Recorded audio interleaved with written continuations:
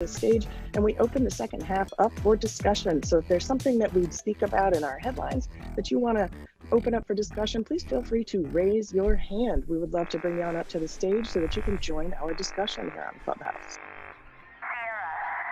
Ooh, perfect timing right into the countdown, Eli. Nicely done. Hey, I was going to say it's not my first time, but it is our first time. Today we're streaming. Yes, it is.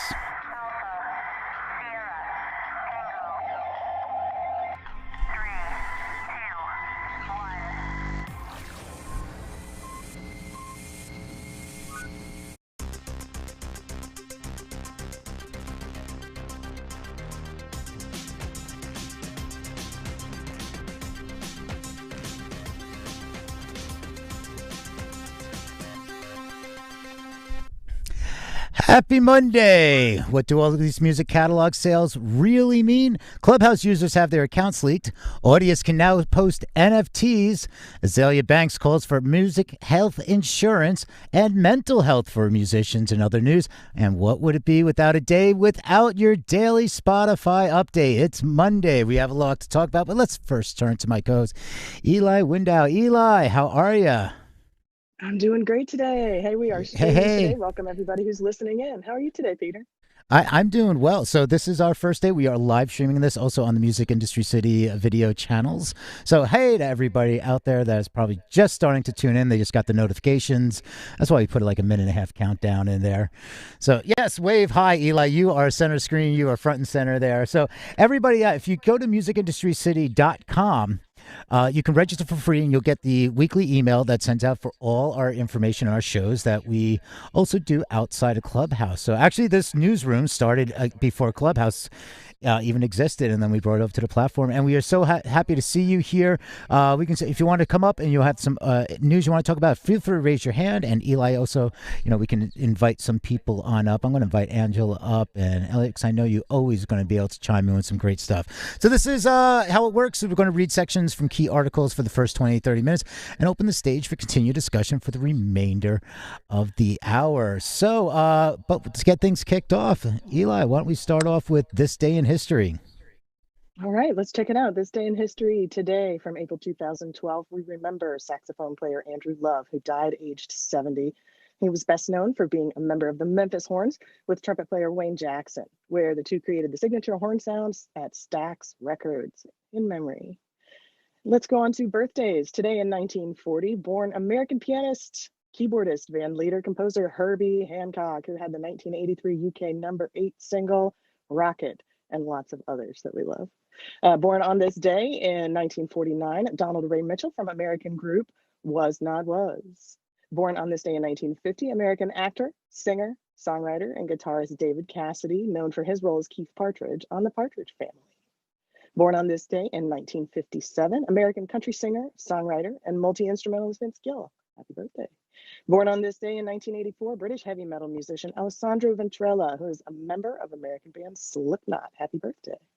Born on this day also in 1987, lots of birthdays today, Brendan Urie, singer with American rock band Panic at the Disco. Happy birthday, Brandon, from 1987.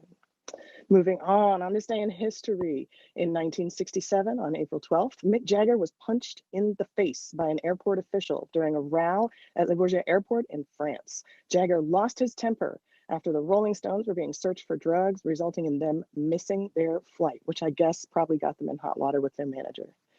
On this day in 1975, during an interview with Playboy magazine, David Bowie announced his second career retirement, saying, "I've rocked my role. It's a boring dead end. There will be no more rock and roll records from me. The last thing I want is to be some useless fucking rock singer." On this day in 1989, two DJs on Los Angeles station KLOS asked whatever happened to David Cassidy. We were just talking about birthdays today. The singer called the station up and the presenters invited him onto the show. Whatever happened to him, I'll call in and let you know.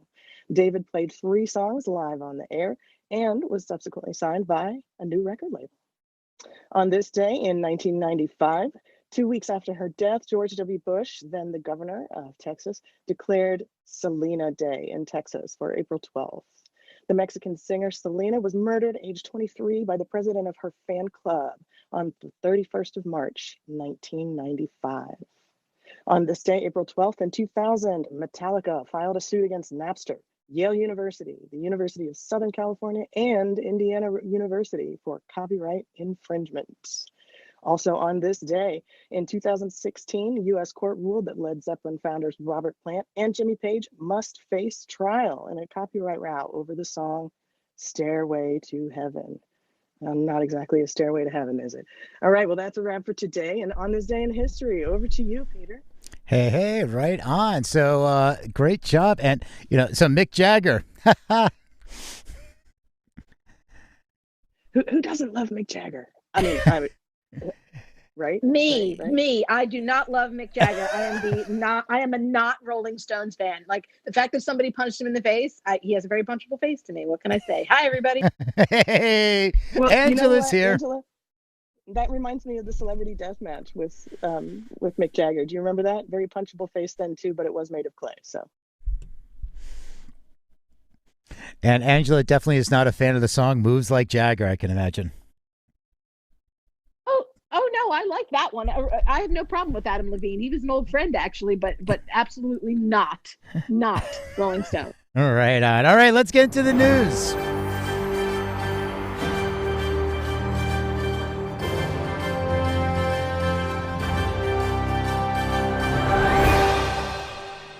All right. So this Monday is always a little bit of slow news day because everybody's just waking up. So we do kind of pull back some things every now and then from last week that we might have missed out on. And this one is in Variety magazine. And once again, all the links. If you want to check out the links to the headlines that we are covering, go to musicindustrycity.com. That is musicindustrycity.com, where you can scroll down. You'll see a Clubhouse Information Center graphic, and you can click on that, and it'll take you to the show notes link. And we put in everything there. We have resources from the other rooms. We also have the Friday play, like we're putting together a playlist, but there's musicians and artists that you can check out that we shout out in the Good Day show. But it also can have the links for all the articles, and we keep that cumulative for the entire week. So if there's something you want to wait around till Friday and say, hey, what was talked about? Well, that's what we do at the Friday recap. So this one is from Variety. It's called The Ins and Outs of Music Catalog Sales and Behind the Scenes Players Advising Songwriters Who Cash Out. Reason I thought this was interesting is because for the last few months, well, actually, probably now it's probably the last year, really, we've started to see a real big uptick in catalog acquisitions, and those are making some sexy headlines. So this article starts off, quote, "We should send a thank you note to the Bob Dylan folks," says Charles Biederman, partner at law firm Manat Phelps and Phillips, which has a thriving music practice. Quote, "The day Dylan happened, I must have gotten 4 calls that morning," he adds, referring to a Universal Music Publishing Group's December announcement of a deal to buy Dylan's entire songwriting catalog for what said was worth $300 million. Thought to be a record price for the acquisition of a songwriter's publishing rights. Blockbuster deals for the songs of such superstars as Dylan, the Beach Boys, Neil Young, Stevie Nicks, and the latest on the list was Paul Simon, who sold his catalog to Sony Music Publishing, and popular hitmakers include Shakira and Calvin Harris have been announced so rapidly that it might feel like hammering out these multi-million-dollar sales at multiples seemed impossible a few years ago has become a pro forma process for the players involved. Don't be deceived. That says it right in there in the article.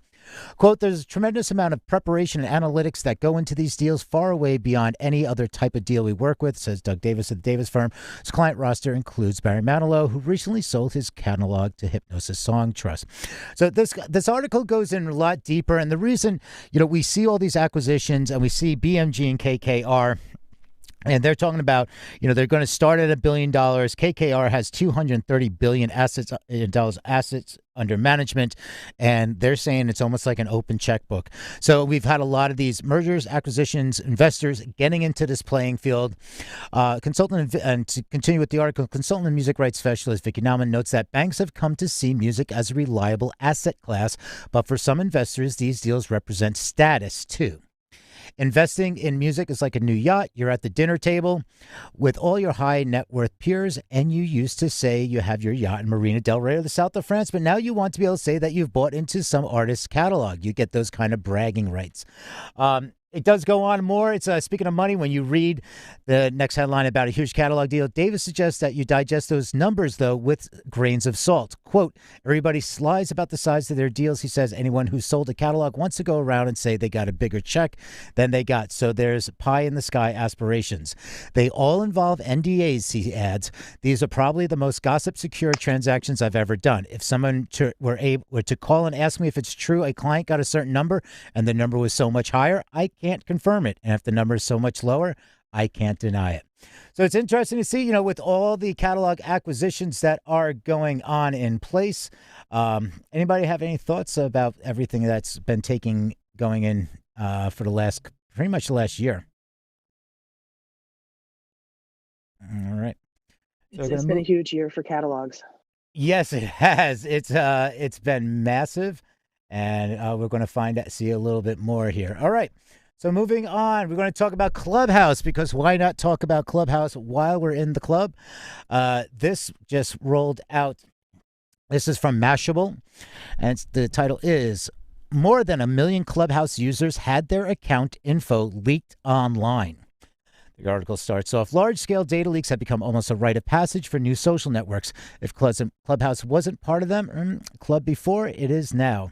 Cyber News reported over the weekend that personal data from around 1.3 million users was scraped from the trendy voice chat room app and posted on a hacker forum. The compromised data included names, handles for other linked social media accounts, and the username of whoever invited said user, as Clubhouse is still in an invite stage only. Clubhouse didn't immediately respond, but the official Clubhouse Twitter pushed back against the idea. Oops, refresh. The pushback from the idea. I hate new, pop-ups. It's a thing. Technology. Yes, pop-ups are a thing. So, Cyber News reported Clubhouse didn't immediately respond, but the official Clubhouse Twitter account pushed back against the idea there was a hack, saying the leaked information is already public via the app's API. So, if you follow at Join Clubhouse, it says this. They quoted the tech meme account and said, "This is misleading and false. Clubhouse has not been breached or hacked. The data referred to is all public profile information from our app, which anyone can access via our app or API." That also doesn't include, this goes on. It doesn't include the possibility of another more disastrous leak later on down the line. Clubhouse hasn't seen a Cambridge Analytica catastrophe yet in short life, but a couple security concerns have made more headlines in 2021 already. Simply releasing a list of people's real names could, example, lead to phishing schemes or other nefarious online deeds outside the Clubhouse itself. Regardless of the actual level of danger associated with the particular data leak, it'll be worth watching Clubhouse's handling of data security going forward. If this sort of thing can hit Facebook or Twitter, it feels like it's only a matter of time for most other social networks. So Clubhouse, I mean, for me, it's like, it's almost like we've kind of given up a little bit on certain privacy, but the fact about scraping, I mean, is this really a big deal that somebody could scrape your account name and can scrape, the public facing feed that is, it's like I can scrape, people can scrape your Facebook profile to get things. It's not like it's going into the back end. This is all public facing stuff. So is this something to worry about or not? I don't know, but I do just want to say I feel like if I'm on any social media platform of any kind, that there's always a chance, a possibility that someone's just going to skim my information. I feel that's a possibility on any social media platform. Is Clubhouse different from another social media platform just because it's so new and because it's audio? I don't know. Yeah, it's one of those things like, sorry, I just stopped because I'm looking, I can see Eli now. For everybody that's just tuned in, we're also live streaming this on video, and finally it's like I can wave over to Eli, like, how you doing?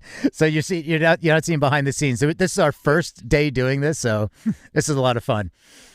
Yeah, definitely. I was joking with my friend. I said I've done the Music News Power Hour in like my sweatpants for the last time because now they'll be able to see me. So well, you can still wear sweatpants, so because the camera shot's not getting everything. So everybody, if you want to see the playback of this, you can go to the youtube.com/music industry city and see what we're doing. So if you're like, hey, what do they look like? Well, this is what we look like, and this is what we're doing in the caves here. So yeah, I mean, the other thing is, LinkedIn. LinkedIn, people scrape. How many times have you received an email from somebody that, like, how did you get my account? And it just happened to be that they became a LinkedIn friend with you. So people are scraping, whether it's manual.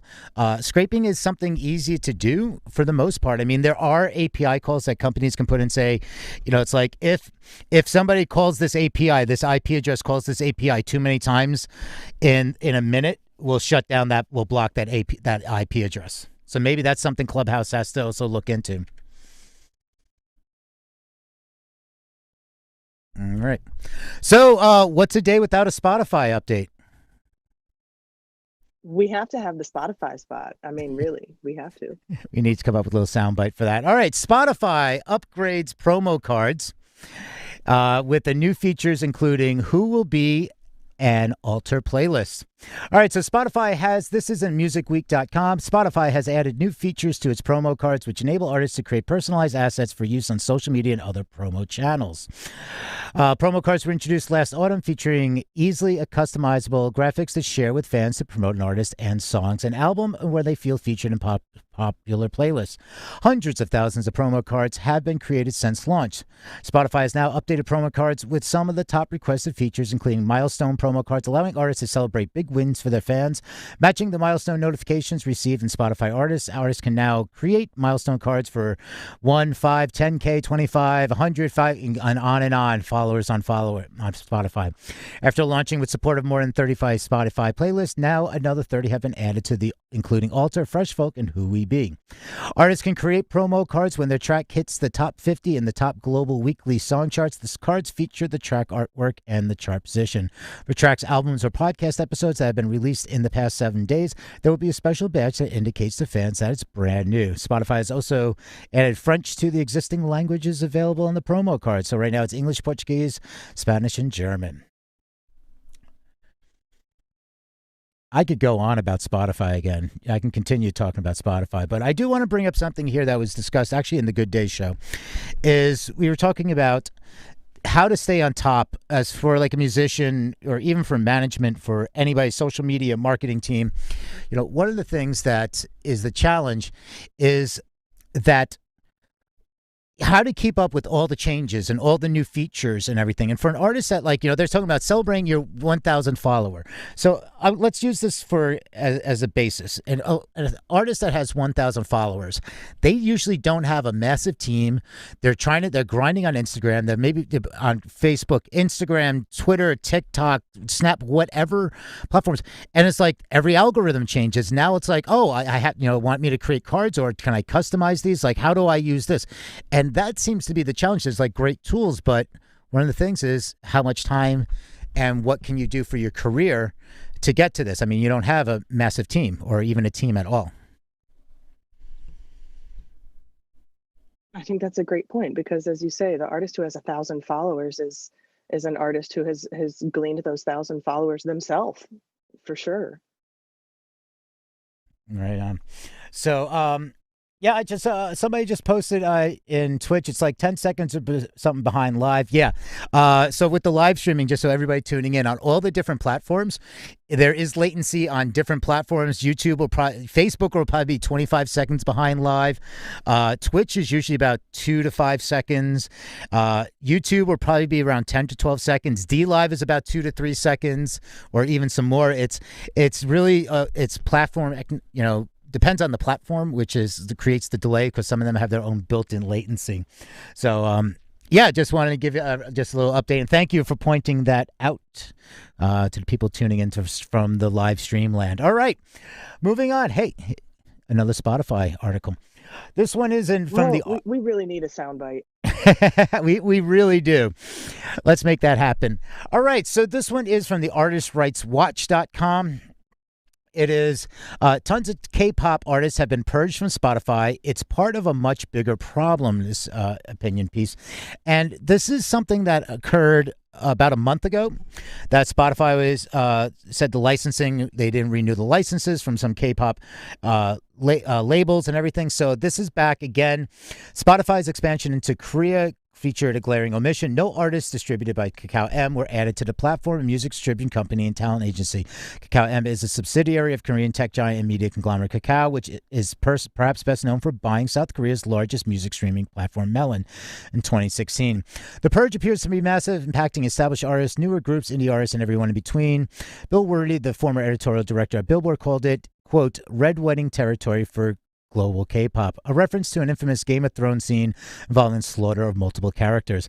The outcry from fans was immediate. Hashtag Spotify is over party started trending on Twitter, and users reportedly canceled their Spotify subscriptions in droves.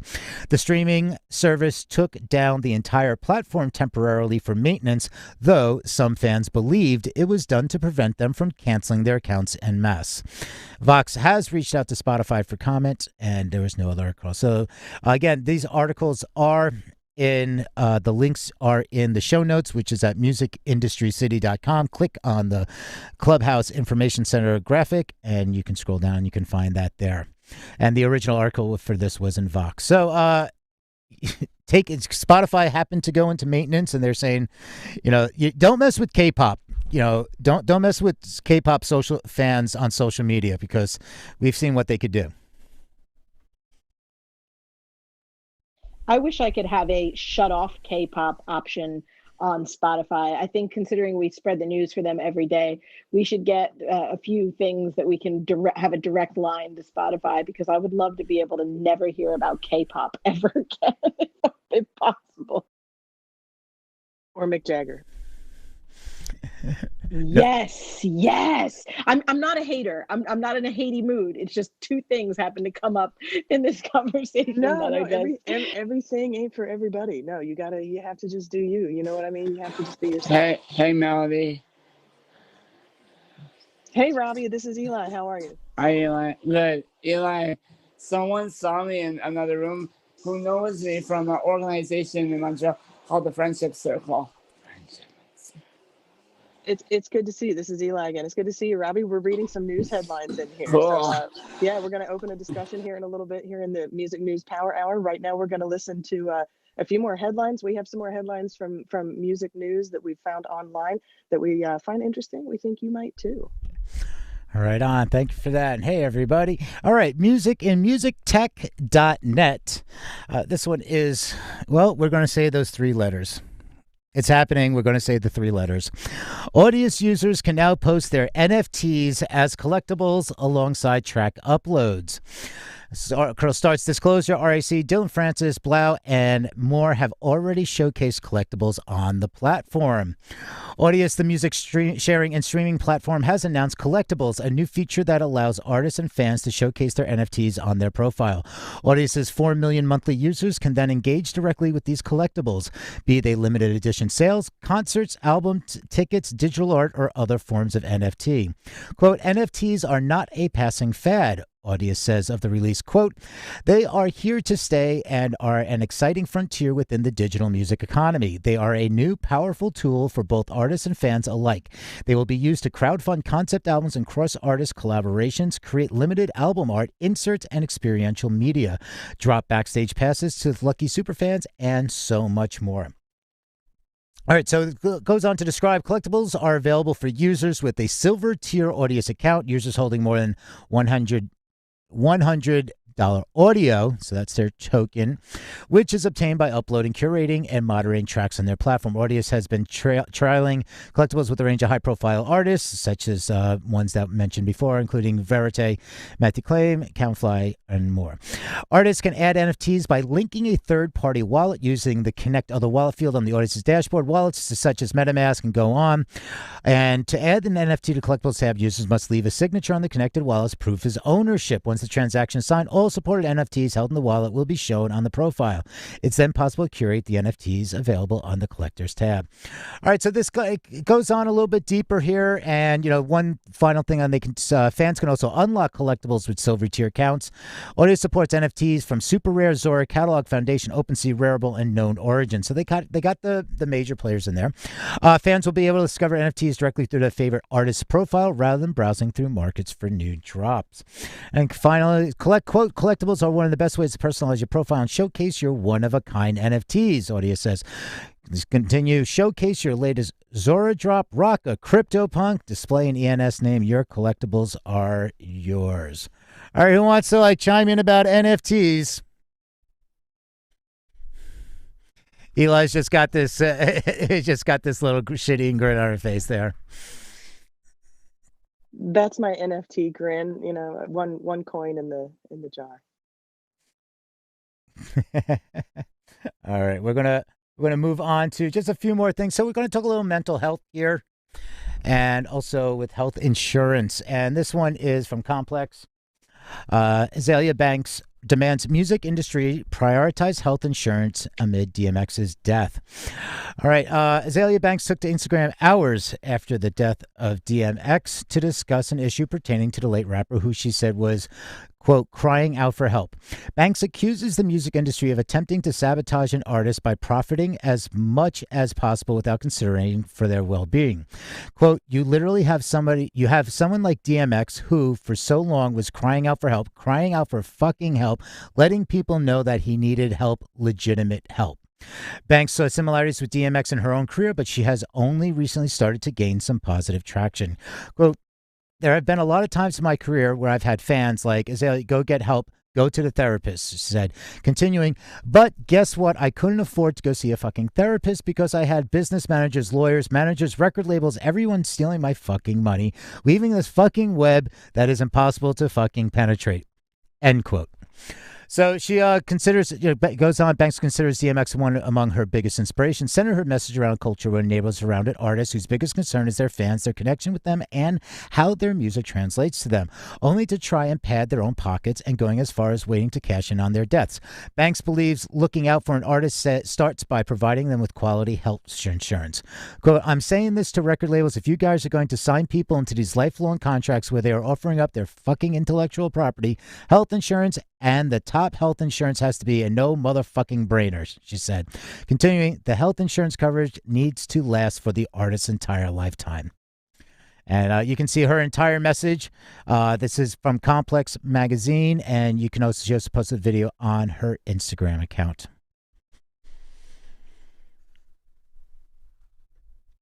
Any thoughts on how important is this conversation about mental health with COVID, with musicians, with human beings ongoing? And the tragic loss recently has really just brought this right back up to the forefront again, this discussion.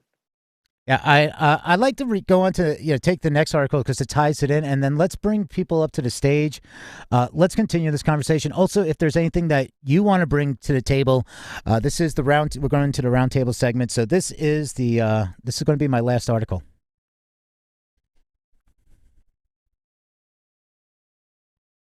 Eli, I think you're muted. Oh, thank you so much. Yes, I am. I'm still getting used to all the buttons over there. And I could see you talking. I can now see you talking. You can see me this time. Yeah, definitely. I'm not playing the Wi-Fi cutting out joke on you. I just want to take a moment and quickly reset the room before we move into our last article. This is the Music News Power Hour, where we take an hour every day from 12 to 1 Eastern to discuss music news headlines that we have found on the World Wide Web that we find interesting and we think you might find interesting too. In the second half of our discussion, we invite you to come up to the stage if there's anything you'd like to contribute, or if there's an article that you would like to discuss with us that we haven't covered yet. So if we haven't invited you to speak, it's not because we don't love you very much. We do. Please feel free to put your hand up. This is the Music News Power Hour. We try to bring a whole new meaning to the phrase hands up. So please feel free to raise your hand and join us on stage if there's anything we're bringing up today that you would like to discuss. Over to you, Peter. Right on. Thank you. All right. So continue with the mental health awareness. This is in Music Ally. And again, all the show notes are listed in all the all the articles are listed in the show notes, which is at musicindustrycity.com. You can go to musicindustrycity.com and click on the graphic that says Clubhouse Information Center, and you can find a link to all the show notes. It contains all the links, plus other resources we talk about, music discovery, and a whole bunch of other fun information that occurs here on Clubhouse. And you can sign up for Music Industry City for free. If you register, you'll get our weekly email that also covers all our other shows. That is not just on Clubhouse. We do stuff out, we do live streaming. We are live streaming this right now, as a matter of fact, on multiple platforms. We also do talks in VR and have other networking events, and we do a lot more outside of the social media platforms as well. So to continue, the title is Help Musicians is expanding its Music Minds Matter service. Article begins, British charity Help Musicians says that its Music Minds Matter phone line, which offers mental health support to musicians, has seen a 65% spike in requests for help since the start of COVID-19 pandemic. That is spurring the organization to expand the service, adding a UK-wide network of local support groups and targeted signposting to help people find the most suitable support for their challenges, while also expanding its remit beyond musicians to anyone in the music industry. Collection Society PPL has backed the plans with £300,000 of funding for the next 3 years. Quote, Music Minds Matter will become a collaborative mental well-being resource for the entire music industry to help those who are struggling and to transform the ability of all those working in music to proactively maintain their well-being, promised CEO James Einskow.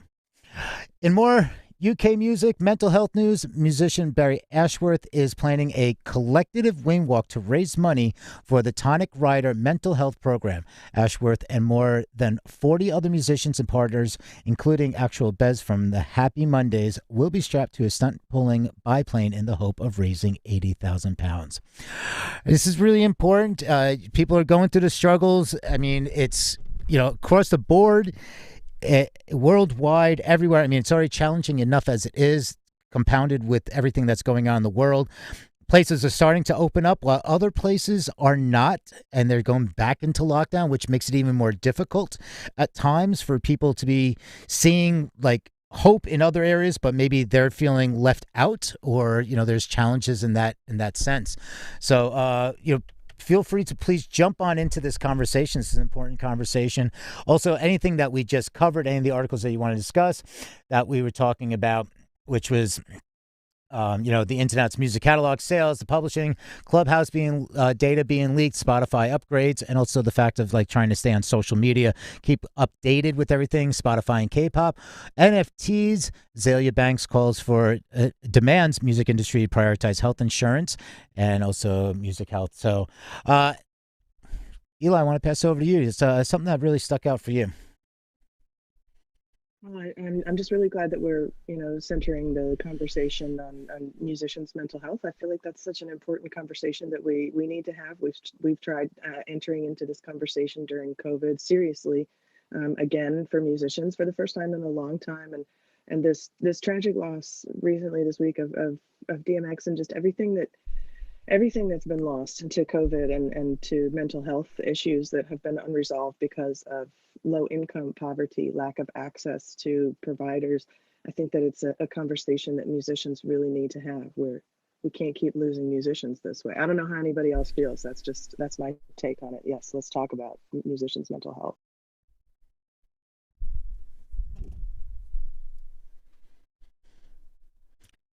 So anybody thoughts what's going on in the UK with what they're doing and with the Help Musicians, the Music Minds Matter service? Is anybody familiar with that or can comment on that? I'm not familiar with it, but would like to be. Right on, yeah. And I actually don't know about it. I haven't heard about it. We have a charity here called Mind, MIND, which is really well known. They sponsor different football clubs. They sponsor different events. They have all sorts of things that they put on throughout the year.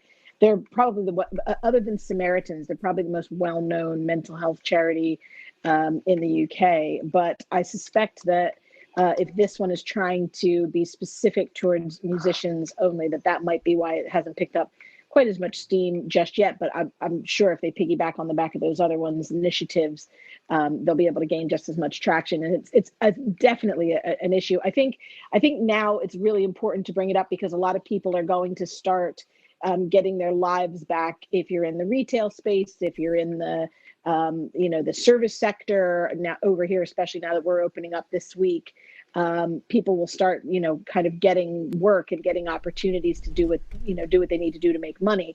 But musicians and crew are probably going to be the last left to be able to do anything like what they did before.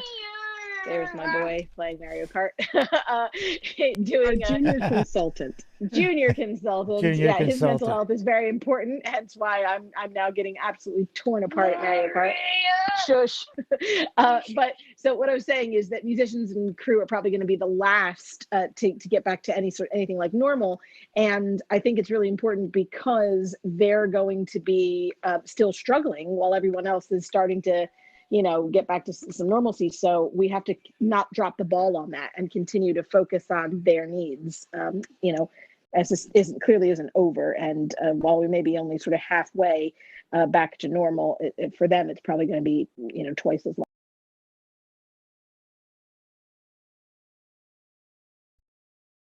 What was it called? Was it Mind? Is it mind.org.uk? Is that what the site is? That's the one I know of, but the one in the article I haven't heard. Right on. Yeah, we also have some resources in the show notes, and there's Backline here. It's a backline.care. So there's also Music Cares, part of the Recording Academy. Anyone else familiar with any other resources? Maybe there is something that that you could help share so people are more aware of this, and we can also put that into the show notes as a resource. Did you say Backline already? Yeah, backline.care. Okay, cool. Gotcha. Cool. I mean, there's another kind of nonprofit called Hope for a Day. They're based out of Chicago. And I know the last few years of like Vans Warped Tour, their full tour, they would have workshops with different artists and stuff. And Hope for a Day would team with a artist that week or whatever that date, and they would kind of talk about mental health, and it would just be this big like thing in the morning, and everyone would kind of, I feel like it was like a group therapy session, but it's also the artist talking about their struggles as well. And I really enjoyed just kind of having that chance to talk with everyone and kind of seeing an artist's perspective of it. There's also the Knoll Foundation that was started by Bradley Knoll from Sublime's sister. It's more about drug addiction, but they're trying to build an 8-person place that people can stay, more so for drugs, but it's also, I think there's a narrative on mental health as well, and it's starting to get a little bigger as we speak. What was the foundation called? Knoll Foundation. Bradley Knoll from Sublime. It's the NOWELL Family Foundation.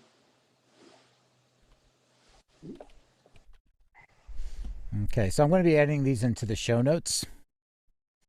So you can find them on the musicindustrycity.com and click the Clubhouse Info Center graphic.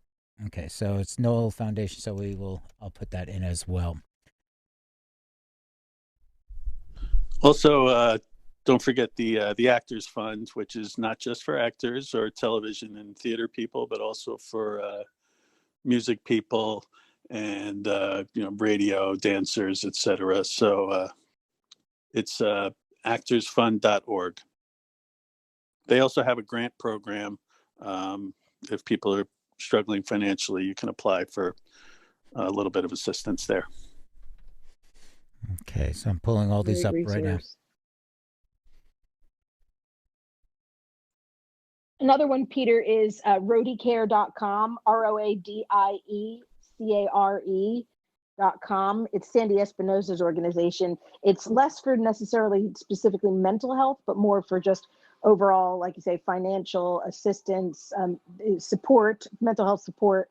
But they provide actual funds in the way of sort of gift cards or vouchers, that sort of thing, for any members of touring crew or road crew that require assistance who've been left out of work. Okay. Yeah, and it's always good to make sure you look into all the organizations that that are sponsoring, because there's some organizations that have been around for hundreds of years, not necessarily hundreds of years, but like decades. Some have been around for a few years. Some are aligned with major companies, major organizations. Some you might be giving money to, and it's like very little goes out to, because of administration fees and everything. Some are new. Some you just want to make sure if it's tax deductible, you want to make sure that everything is in place with. So just be, keep it, anything that you look into, just make sure you double check everything. But at the same time, I think it's great. Thank you so much, everyone, for sharing these resources. We all need resources. We all need people. We all need friends right now, especially. So thank you so much for sharing these resources for musicians and artists, people in this industry, a place where they can turn a helping hand when you really need it can make a huge difference.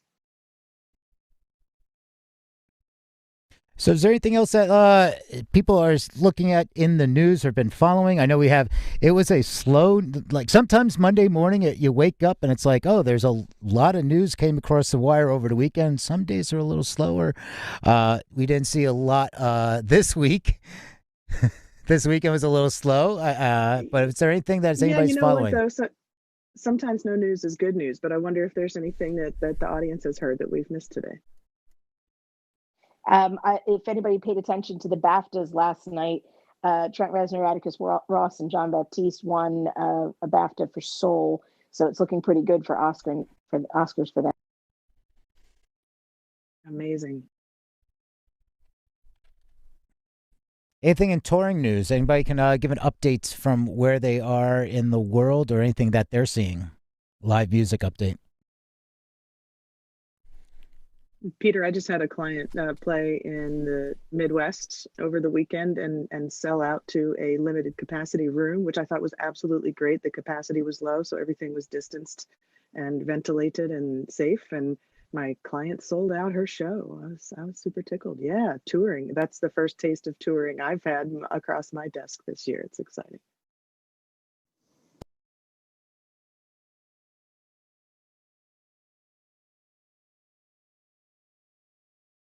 If anybody has kids, I discovered one of the best things ever recently on Amazon Prime, I believe it is, Pete the Cat, which is a very popular children's reading book collection, has been made into a series. And all of the music has been written by Elvis Costello and Diana Krall, and they voiced some of the characters. And Don Was actually plays a character as well. It's really, it's my new favorite show.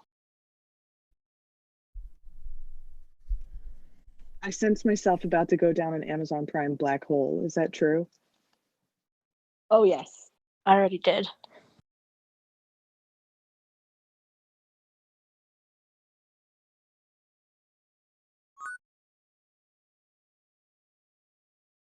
We're just inviting some more people up to the stage right now.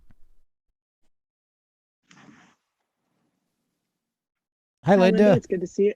I didn't get a chance to say hi to Melody earlier also. Hi, Melody. Hi, Destiny. Hi, Linda. Hi, everyone. Thanks for bringing me Andy. up to the stage. I was wondering if anybody has seen any updates about that Barcelona concert that had the 5,000 people where they tested them before they went into the show, and what the outcomes have been. I've been waiting to see what's going on with that, and I haven't really seen any updates in the last week or so. It's too early. It takes about 2 weeks before they know, and then they have to do thorough testing. So I think you will know within a month. All right, so there is an update on that from here, and I can pull up that article now. Results of the concert experiment for 5,000 attendees to be announced next week. So exactly, it was 2000. It's basically, so this just came out over the weekend. So this was an update for them. They said data collection will end this Saturday. This was announced on Friday. Data collection on Saturday, so it ended over the weekend, and the results will be shared with government officials. So the results, okay, boom. Organizing platform will finish collecting all the health data from the Love from Lesbian concert at the Palais Saint Jordi, and outcomes of the event will be shared publicly in a press conference next week. So Saturday marks 2 weeks since the concert without social distancing was held. All audience members and personnel working at the gig had antigen tests performed beforehand, while masks were also worn. Should the outcome reveal lower infection rates at the event than seen among the general population, then the door could be opened to study new protocols that would make summer festivals possible. Although summer festivals such as Krilla Vida and Kinet Rock rely on the results of this experiment to be able to maintain the summer's editions, it will still be necessary to continue working with institutions to establish solutions and new methodologies to put on large-scale live music events. So some of the initial... Peter. Sorry? What company is doing the testing? What company did the testing? Does it say a company name there and a testing name? I'm still going through the article, so let me, let's see. Because there's a couple... Can you DM it to me? I'm going to I'll post it in the show notes, and you can get that on Music Industry City. Yeah. So that's what they say. So what the article does say is some like preliminary, like what of the day, there was 6 positives and 4,994 negatives in the antigen tests. And so basically that's the only data known so far. And so they said the analysis of the concert experiment would have a role playing addressing in the immediate future of festivals. So let's see who is doing. Let me see if there is. Okay, so Festivals per la Cultura Segura, that's the organizing platform, will finish collecting all the health data. See, I'm trying to see if there is something about who is doing the actual. Doesn't say the company's name here. I think I did hear somewhere that at this concert of 5,000 in Barcelona, everyone who attended and who was granted entry to the concert wore a lanyard around their neck that helped track their movements, so that if there were stats to be looked at later, I was reading somewhere that the lanyards that concert goers wore around their necks helped to provide any kind of contact tracing or anything else that would be necessary. I had some friends that worked in the NBA bubble last season, and along with their credentials, they were required to wear a pendant around their neck that would actually beep if they got within 6 feet of each other. And it also was contact tracing them. And, if anybody showed up positive, there was a very elaborate reporting system. That's fascinating. Here in New York State, we have a app where we can turn it on our phone. And if other people have it on their phone, it will collect just this random data. So if somebody does test positive, you can be contacted. But a lot of people are very skeptical on privacy issues to do that. But the technology is there. It'll be interesting to see if it ends up becoming more available for events like that, or if it's going to be required. I think the Barcelona show also gave out a specific mask to every attendee that was to fit appropriately and was of high quality, which is, and that was included in the ticket price as well as the testing. But I'm excited for this. If the results come back good, I think this could start opening some doors. And I expect to hear more news on this on the Power Hour in another week or so, Peter. We're excited to see the results of it. I think that everybody in this room is excited to see live music come back. Come on, live music. Let's do this safely. Yeah, I'll put in like the Google alert tracker. We should all have alert trackers on our phone that tell us when concerts are coming back in our area, so that we all get a ping, ping. Now you can buy concert tickets. Yes. That's a great idea. Isn't that like bands in town? I predict a Spotify update with that next week. I think they're listening in, Elliot. Oh Well, yeah, hey no, Spotify, hey hey Spotify, we Spotify, want that. yes. Yeah, Spotify is listening as well. Andreas, I did put the link to this article. All the links to the articles are in the show notes, which you can go to musicindustrycity.com and you can click on the Clubhouse Information Center graphic, and that'll take you to this. So we update it as you know in real time, as you can see, and we keep it going throughout the week. So by the end of the week, you see everything that was covered. Nice little curated list. And also, don't forget, on Friday, we do our weekly recap. And so if there's anything that we've discussed throughout the week that we didn't have time to cover in depth during our conversation roundtable here on Clubhouse, come on back on Friday for sure, and make sure that you raise your hand during the weekly recap. We want to make sure that we recap and recover everything that we haven't covered during the week. As a interesting addition to the app that Linda brought up, we have a similar thing in the UK, and they were hoping to launch something today. I've literally just read it in the last half hour, where they were actually going to be downloading locations of where people have been, specific locations, and both Apple and Google stopped them from doing it for something to do with terms and conditions. It might be worth investigating a little bit deeper, but I literally just read that in the last half hour. Well, I know, like, so Angela, going back to Angela, our UK correspondent with the American accent. Andy's just down the road from me. If he read it, it's probably, I mean, I have the same app that he has. The NHS's sort of national app, really. And it's I don't want to say useless. Useless is not the word that I would use, but I did get an update when my husband tested positive, which is interesting. So I guess if you're in the same house, it will let you know. But I don't know if anyone in the neighborhood got it as well, or anybody within, X amount of distance. But it is supposed to work that way. I think it's just a little too nebulous for it to be as effective as they want it to be. But I imagine by the time they get it up and running, everybody will be vaccinated anyway. I have a question for you on the UK front, because I know Linda was mentioning an app on a phone, on an iPhone app that will do contact tracing and let you know if you've come in contact with or been close to somebody who is tested positive. And she mentioned something that I think is really important that I was going to mention if she didn't. Linda mentioned that in the US, this contact tracing app that's basically kind of like, your contact tracing center. The contact tracing app on your phone is optional. You can opt out or opt in.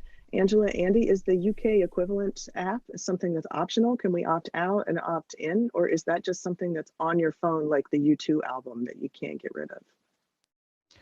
I've certainly downloaded it. I guess, Angela, you have too, because it's, as you've found out from recognizing stuff in the household. Yeah, I downloaded it. It wasn't a thing that just appears like the U2 album.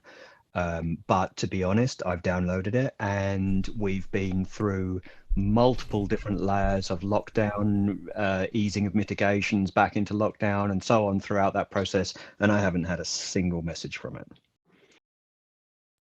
Wow, that's crazy. That's crazy. The app on my phone, I don't know about anybody else's iPhone, but I'm close to New York City. I'm in New Jersey, and the app on my phone simply populated itself and said, "Hey, let's go ahead and grant me access to all of your locations." And I went, "Wait a minute, who put this app on my phone? You too? Are you putting stuff on my phone again?" I have to say, go on, Andy. No, Peter, just carry on. I was just going to say that I've found that article. If anybody wants me to just give you a quick pre-say of it. Love it. Go for it. It's on the BBC. It's in their COVID updates. It just basically says NHS COVID-19 app update blocked for breaking rules. An update to England and Wales contract tracing app has been blocked for breaking the terms of an agreement made with Apple and Google. The plan had been to ask users to upload logs of venue check-ins carried out via poster barcode scans. If they tested positive for the virus, this could then be used to warn others. The update had been timed to coincide with the relaxation of lockdown rules, which is today, but the two firms had explicitly banned collecting any location data via the software. So that's the latest on that. How that affects live gigs and so on, I'd imagine it probably does quite a lot. So here's a couple of things just to update you with what I had mentioned before.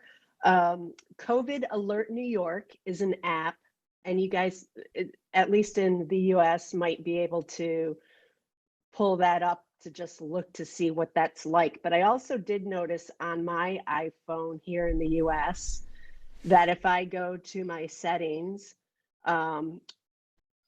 in the block of general settings, I have exposure notifications.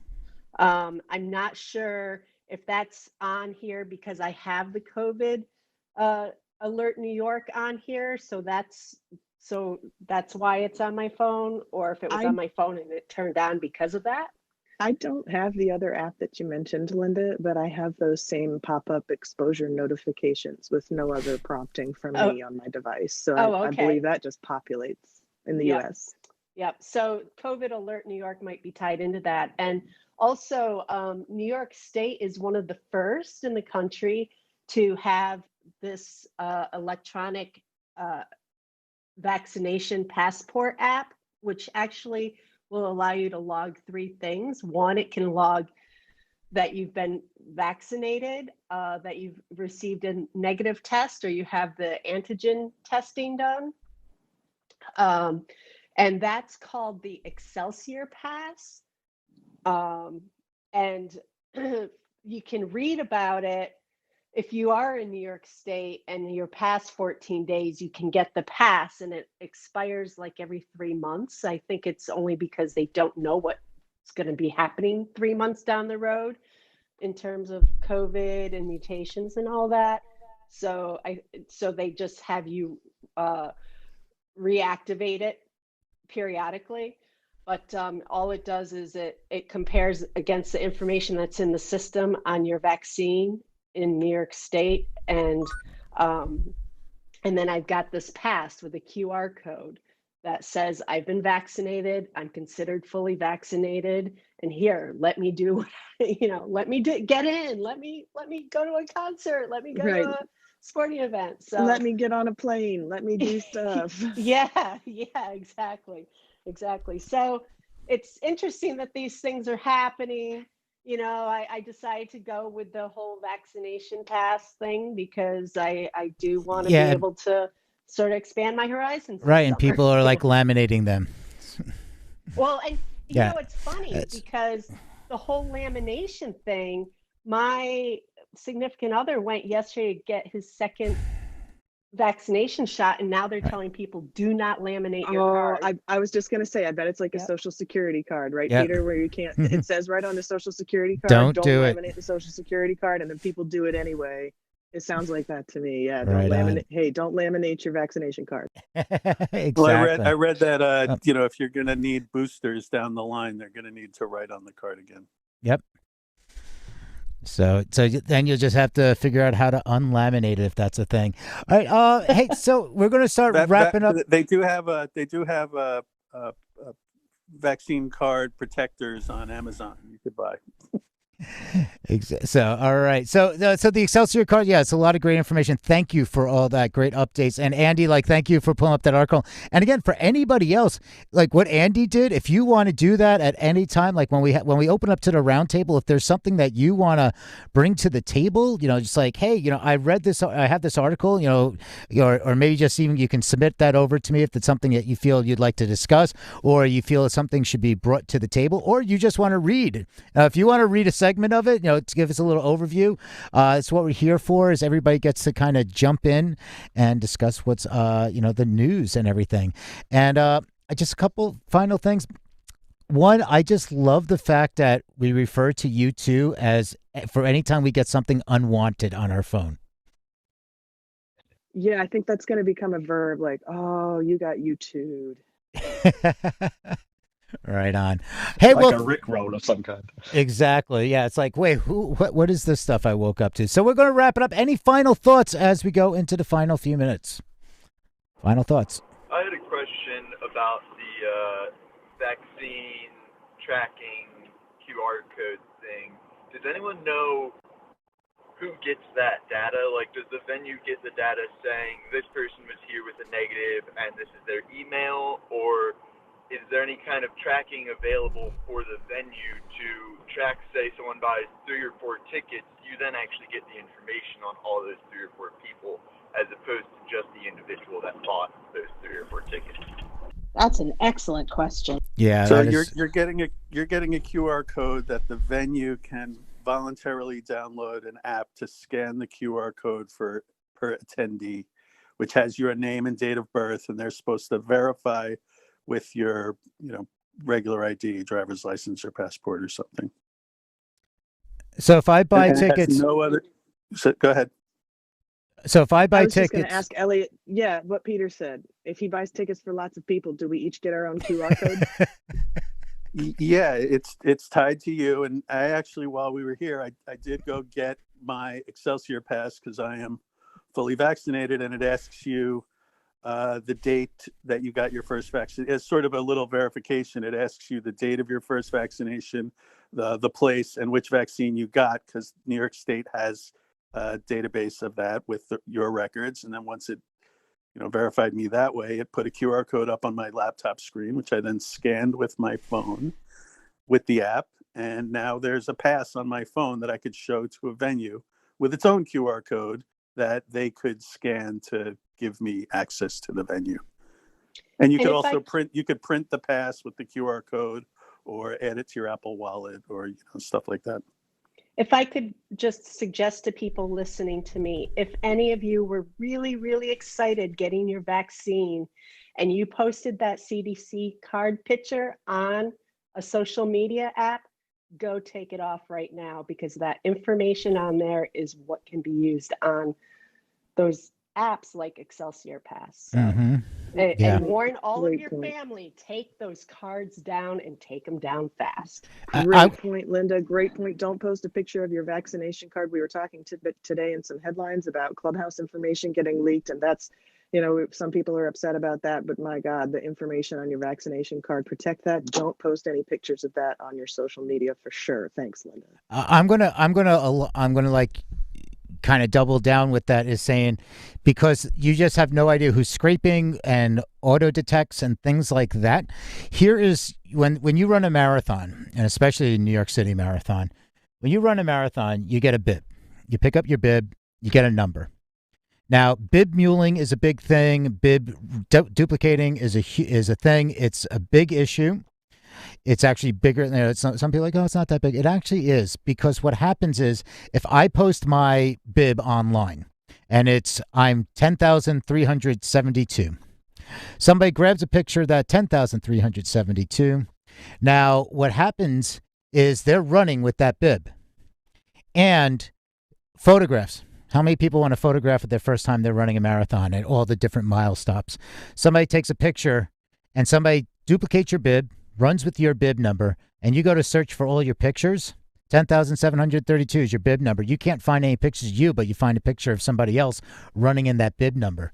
So people do monitor companies, they do that. It's not something that's just, oh yeah, don't do it because I heard somebody say that. It actually is, it does affect, and people are out there and bots are out there scraping. So always be careful with stuff like that. Oh yeah, always be careful. We always say here in Music News Power Hour, this is not a safe space, but you know what? Neither is the real world. So watch your six out there.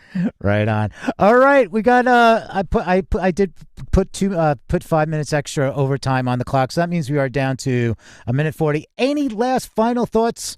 No questions, just any final thoughts. Run the room really quick, and then Eli, let's take it out. Any final thoughts for us today? Thanks so much, everybody. Okay, great. No, Destiny, I'm sorry. I don't want to cut you off. Please go. I was just going to say have a good week and stay safe. That's it. Thank you. Thank You're you, the Destiny. Sweetest. You too. Thank you so much. Thank you so much. On behalf of my co-host Peter, my name is Eli. Thank you so much for joining us today. This has been the Music News Power Hour. We are live on Clubhouse every day from 12 to 1 Eastern. Please join us. We scour the World Wide Web for music news headlines that we find interesting. We think you might too. Please join us in our discussion through the second half of each room each day from 12 to 1 Eastern. We will see you right here tomorrow, Tuesday at 12 Eastern for more Music News Power Hour. Peter, right on. Thank you, Eli. Thank you, everybody. Awesome. Great stuff today. Everybody, give rounds of applause. And you can find out more. We always post all the links to the articles. So if you missed anything, you caught in a little late and you're like, what were they talking about? That is in the show notes, and that is at musicindustrycity.com. Musicindustrycity.com is where you can also register for free and find out about all our other shows. We do live streaming shows. Like there's another one at 2 o'clock Eastern in just about an hour. And that is not on Clubhouse. That is live streamed on our YouTube and Twitch and everywhere else. You know, we're on like 10 different platforms. Thank you again, everybody. So check it out, musicindustrycity.com, and that is where you can find the show notes. And we are going to, let's see if I can get the button right. We are going to kick it out. Outro. See. Thank you. Thank you. We'll see you tomorrow. Bye, y'all. See ya.